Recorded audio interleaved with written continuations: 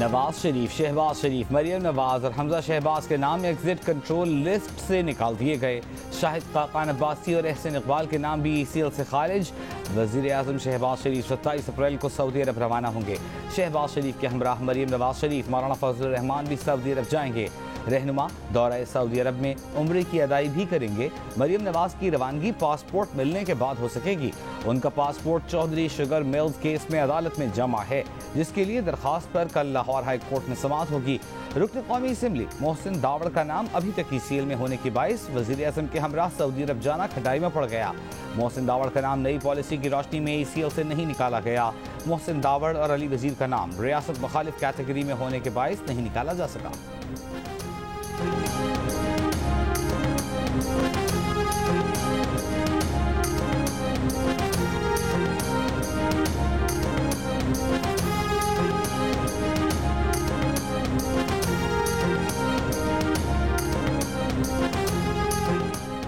तहरीक इंसाफ के रहनुमा फरूख हबीब ने कहा है कि वज़ीर दाखिला ने अपना नाम खुद ही ECL से निकाल लिया।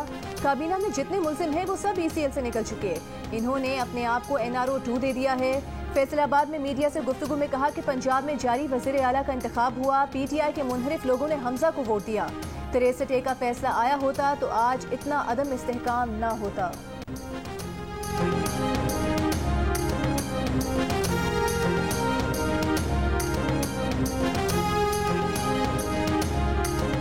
वज़ीर आज़म शहबाज शरीफ की जाती उम्रा में अपने वालिदैन की कब्रों पर फातिहा ख्वानी। शहबाज शरीफ ने मरियम नवाज से भी मुलाकात की।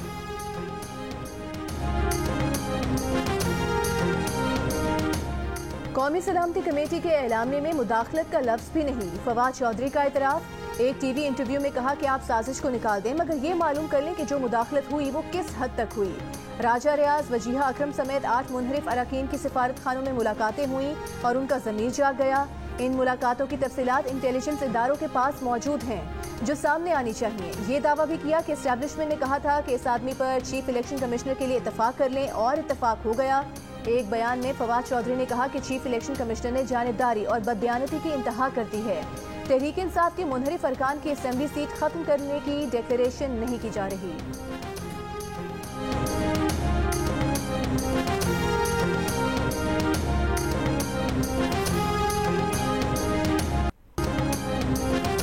वफाकी वज़ीर दाखिला राना सनाउल्लाह ने कहा है कि सिफारती मुरासले को जल्द से जुलूसों में तमाशा बनाकर मुल्की मुफाद को नुकसान पहुँचाया जा रहा है।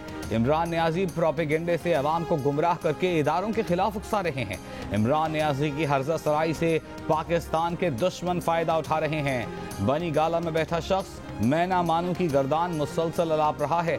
इंतखाबात में पता चलेगा अवाम किसके साथ हैं। सियासी इंतकाम नहीं लेंगे, लेकिन अवामी वसाइल पर डाके का हिसाब जरूर लेंगे।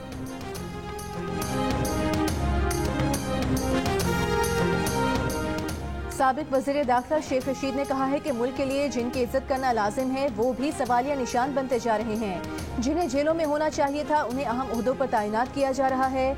मुल्क के हालात गंभीर, परेशान कुन और तशवीशनाक होते जा रहे हैं। इमरान खान की कॉल पर ऐसा सन्नाटे का रन पड़ेगा कि पाकिस्तान की सबसे कम मुद्दत वाली ये मौजूदा हुकूमत होगी।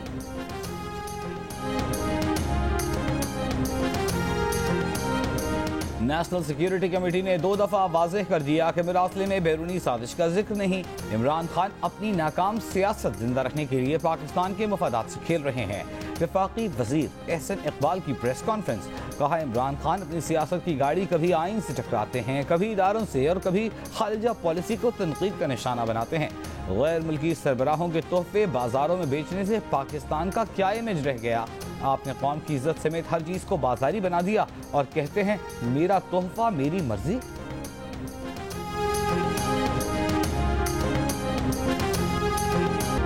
सोशल मीडिया पर फौज और क़यादत के खिलाफ तौहीन आमेज मुहिम का मुकाबला करने अवाम और शोबे सितारे मैदान में आ गए। फौजी क़यादत की हिमायत में बयानात। वीडियो पैगामात में कहा कि फौज की एक आवाज़ पर लब्बैक कहने को तैयार हैं। किसी ने कहा दुश्मन फौज और अवाम के दरमियान गलत फहमियाँ पैदा करने में लगा हुआ है। दुश्मन की इस चाल को कामयाब नहीं होने देंगे। गुलकार वारिस बेग बोले पाकिस्तान को कभी कोई बैरूनी हाथ नुकसान नहीं पहुँचा सकता।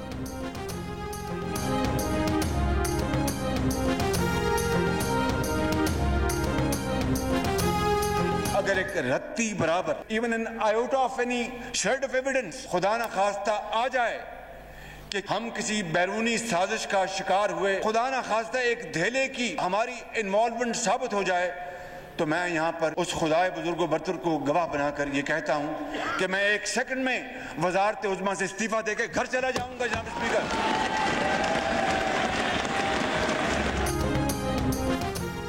तहरीक इंसाफ के रहनुमा असद उमर ने कहा है, शहबाज शरीफ ने कहा था अगर सबूत हों गैर मुल्की मुदाखलत के तो वो इमरान खान के साथ खड़े होंगे। अब एक नहीं 2 मरतबा कौमी सलामती कमेटी तस्दीक कर चुकी है। बैरूनी मुदाखलत हुई, खान ने तो साथ खड़ा नहीं होने देना। मियाँ साहब कुर्सी छोड़ो, इलेक्शन कॉल करो।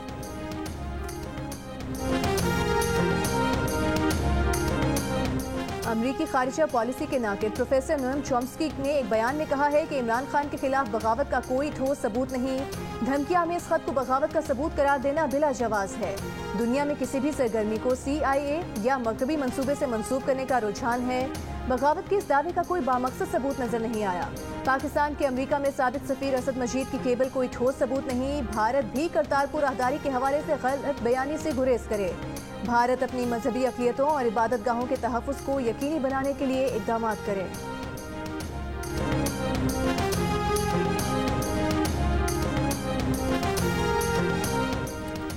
पाकिस्तान तहरीक इंसाफ का ममनुआ फंडिंग केस में इलेक्शन कमीशन पर जानिबदारी का इल्ज़ाम। PTI की दरख्वास्त पर कल इस्लामाबाद हाई कोर्ट में समाअत होगी। PTI की दरख्वास्त में 17 सियासी जमातों के खिलाफ केसेस का फैसला 1 माह में करने की इस्तदा।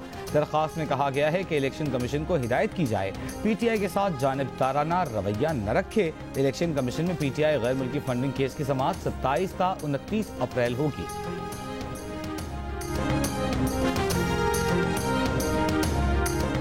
नौ मुंतखब वज़ीर आला पंजाब हमजा शहबाज के हलफ का मामला लटक गया। लाहौर हाई कोर्ट के हुक्म के बावजूद आज भी हलफ बर्दारी की कोई इत्तला नहीं। सदर आरिफ अलवी अदालती हिदायत के बावजूद हलफ लेने के लिए किसी का नाम पेश न कर सके। अदालत ने सदर आरिफ अलवी से कहा था कि हलफ के लिए किसी और शख्स को जिम्मेदारी दे दें। सदर ने वज़ीर आज़म से मशवरा मांगा। वज़ीर आज़म हाउस ने कहा कि चेयरमैन सेनेट सादिक संजरानी से हलफ उठवा लें। सदर ने सादिक संजरानी से मुलाकात भी की मगर हुकूमती मशवरे पर गौर करते ही रह गए। पंजाब हुकूमत का जहाज संजरानी को लेने इस्लामाबाद एयरपोर्ट पर खड़ा रह गया। लीगी रहनुमाओं का कहना है कि सूरत हाल ठीक थी मगर बाबर आवान और फवाद चौधरी के ऐवान सदर पहुंचने के बाद खराब हो गई।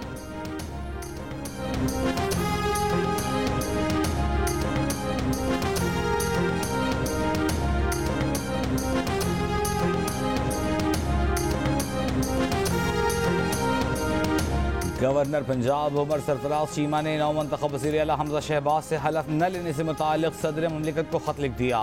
गवर्नर ने वज़ीर आला के इंतखाब और उस्मान बुज़दार के इस्तीफ़े को मुतनाज़ करार देते हुए लिखा कि वो बतौर गवर्नर इंतहाई मुतनाज़ वज़ीर आला से हलफ नहीं ले सकते। कहा लाहौर हाई कोर्ट ने उन्हें सदर को तहरीरी तौर पर अपनी वजूहात से आगाह करने का हुक्म दिया था। ये हुक्म देना दुरुस्त नहीं।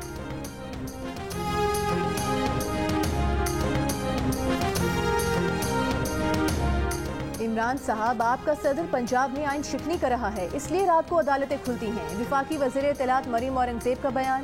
कहा इमरान साहब फस्तायत और आइन शिकनी छोड़ें, पार्लिमान के वाकार ना बने। पूरी कौम आरिफ अलवी की आइन शिकनी देख रही है। अदालतें खुली तो इमरान साहब साजिश के झूठ बोलने लगेंगे, अदालतों पर भी इल्ज़ाम लगाने लगेंगे।